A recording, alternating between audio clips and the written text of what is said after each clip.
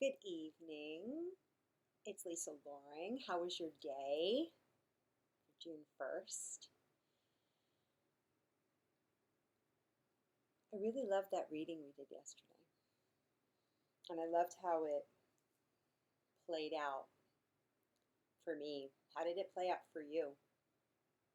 The kind of back and forth between, trying to be more in control of the direction of your thoughts, or noticing when your thoughts were taking you somewhere else, to places that you've grown out of, and that are actually disempowering, um,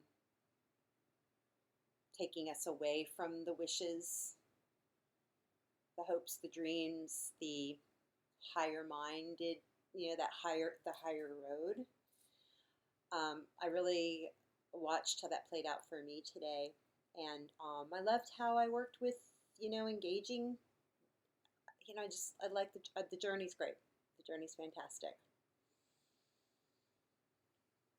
And then, except when it's not, right?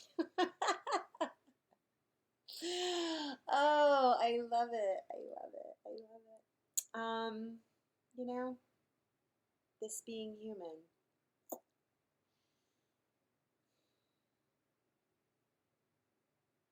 and being divine at the same time. That's what that reading was about. The humanity of that King of Swords. I don't know where he's at. Let's see if I can find him. The humanity of the King of Swords. Oh, here he is. Came out. And then it stepped up into the Emperor, right? That more ultimate control of destiny. And I was actually struck by the way, I thought a little bit later about the eagle that was coming in with um, the crystal ball. Like, he wasn't even actually even looking at the eagle, was he? He was like, I know I have this. It's okay. I've got this. I'm not actually super concerned about the future. I'm in the present moment. That was another take that's just coming on. Yeah, that came a little later to me, but I couldn't quite articulate when I wrote in the notes. I would definitely read the notes. But regardless, that's what it's all about, is how can we, and that was depicted in the star card, where she, that balance between being in her spiritual self, and then also being a human being.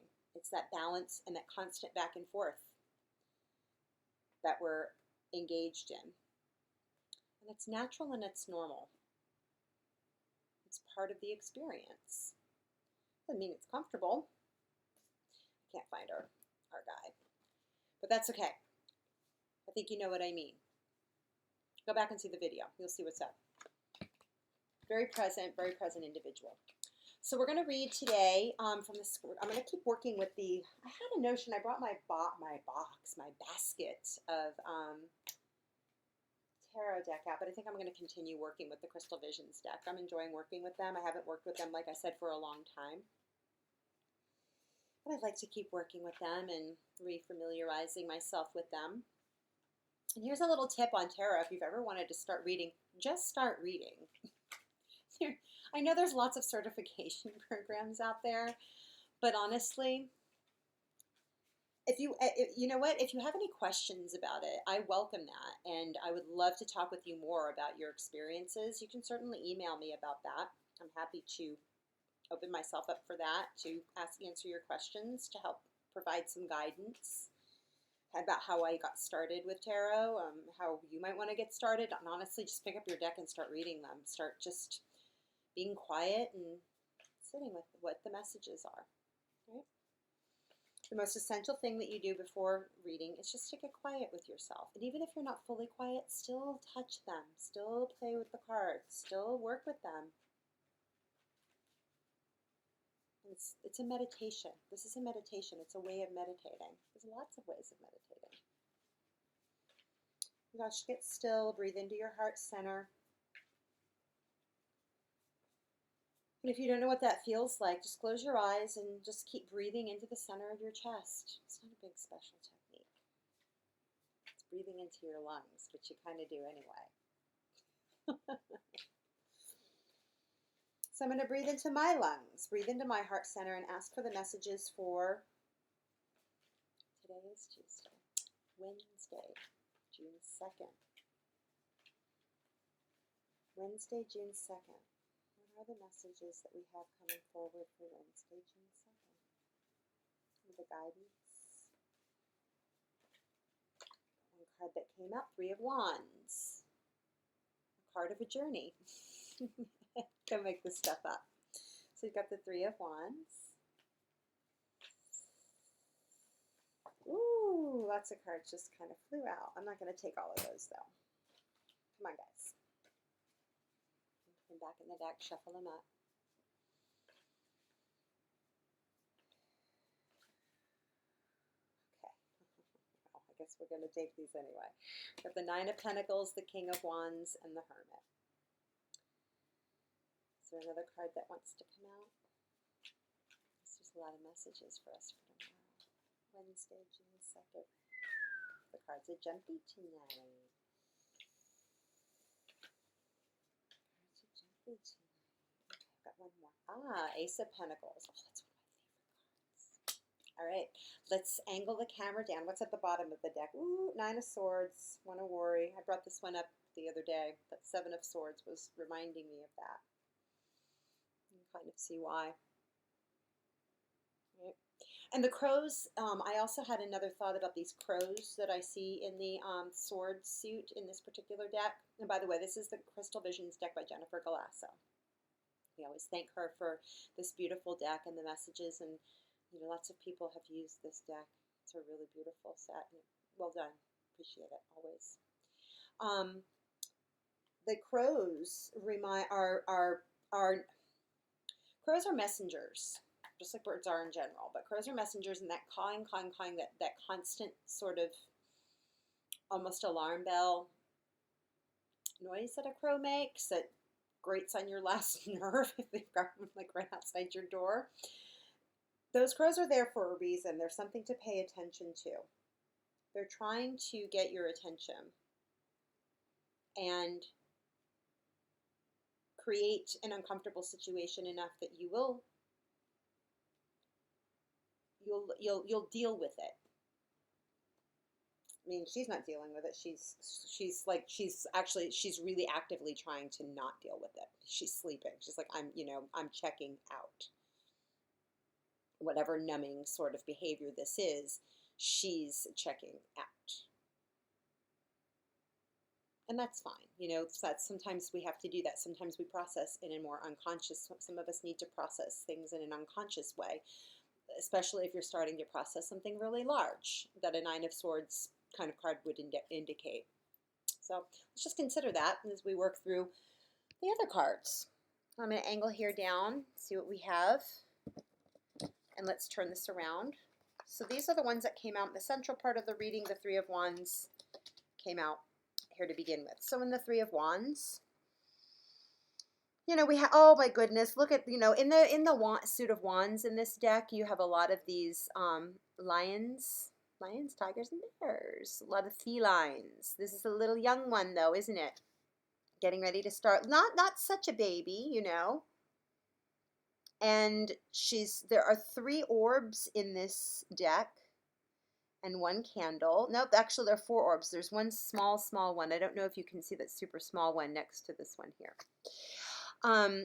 But she's picked up 1. She's decided she's going to, maybe she's, she hasn't quite considered what's in these other ones. Oh, and she's got a young dragon with her too. Look at that. A little purple dragon. Deep, deep purple. Sign of intuition. Color of intuition. That's what I'm getting. And there are, this is the Three of Wands, which is the step up from the Two of Wands. And in the Two of Wands, there's usually 2 paths that you take. And you can see that she's decided on one of the paths. This other one here is kind of off in the distance. So she's taking a moment to kind of be like, oh, maybe, am I really ready for this? Am I going on this journey for real?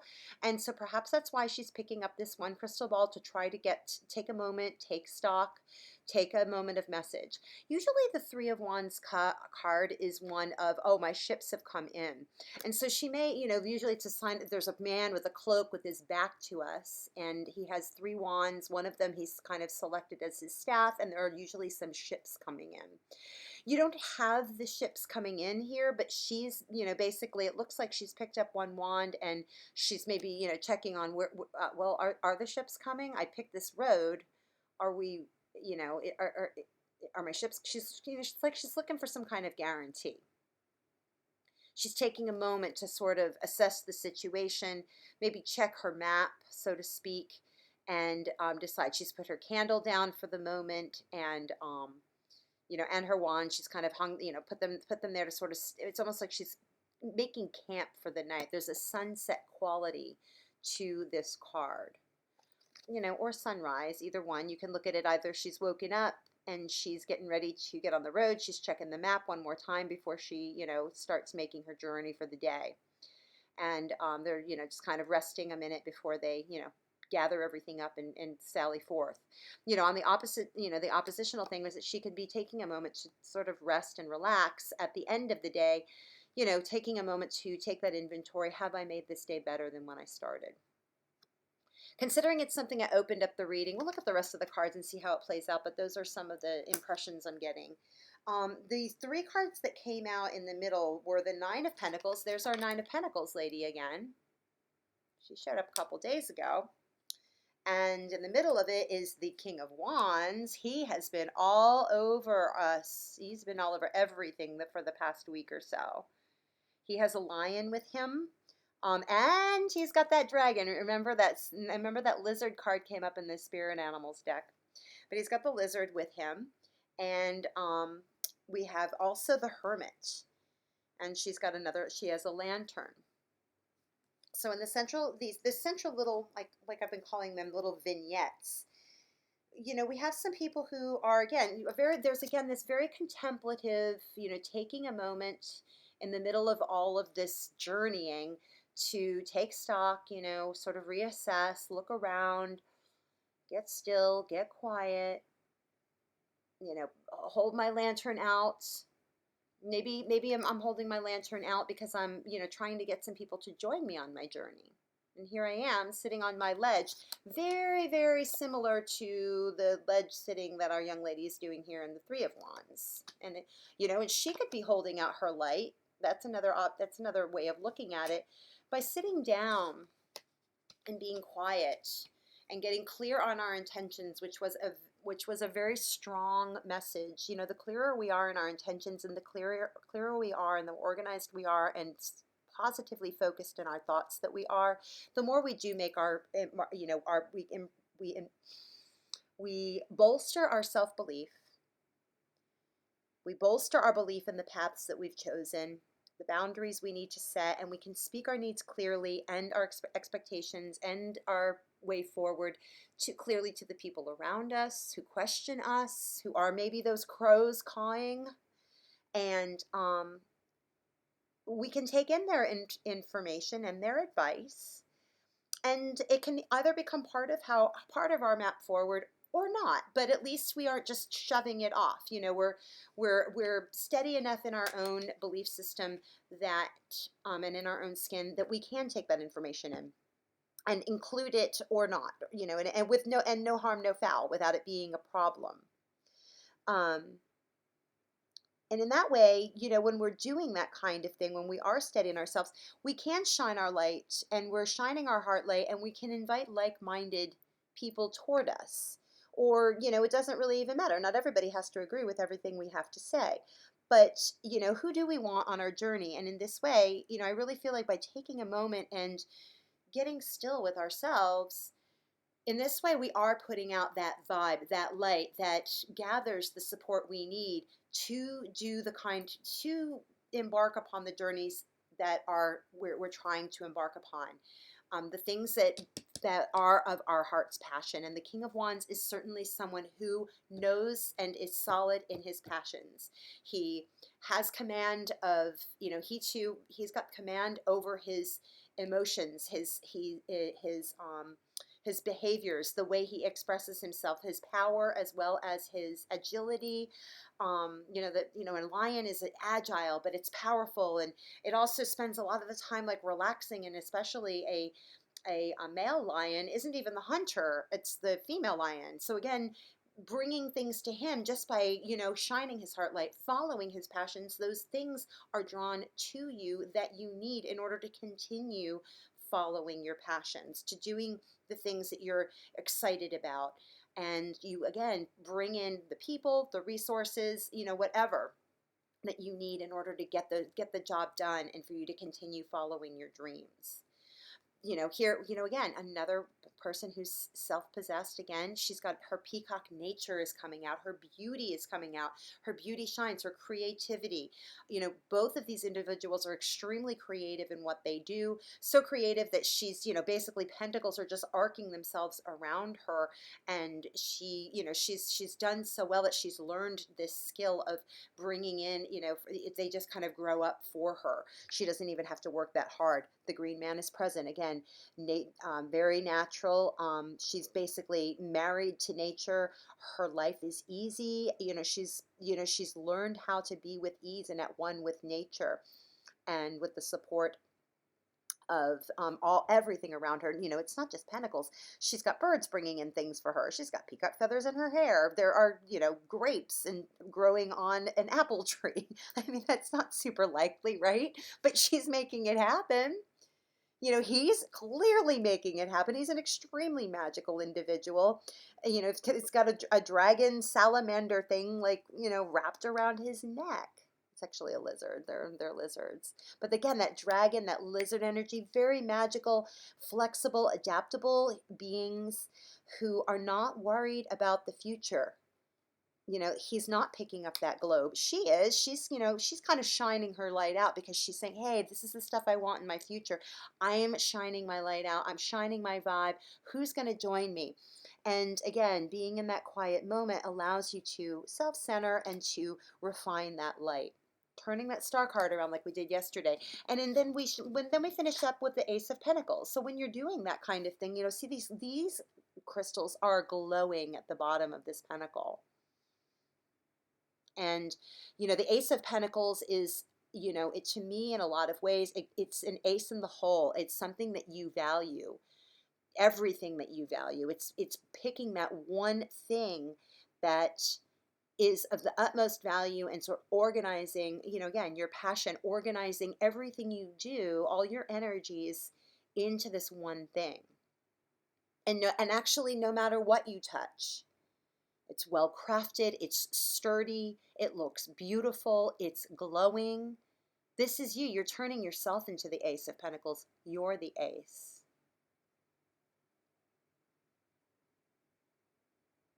And, for those of us who do crystal work, these crystals are very powerful beings, and they are beings in and of themselves. They have excellent power to heal, not just the bearer, the wearer, but the environment around them. So there's a very healing energy to this as well.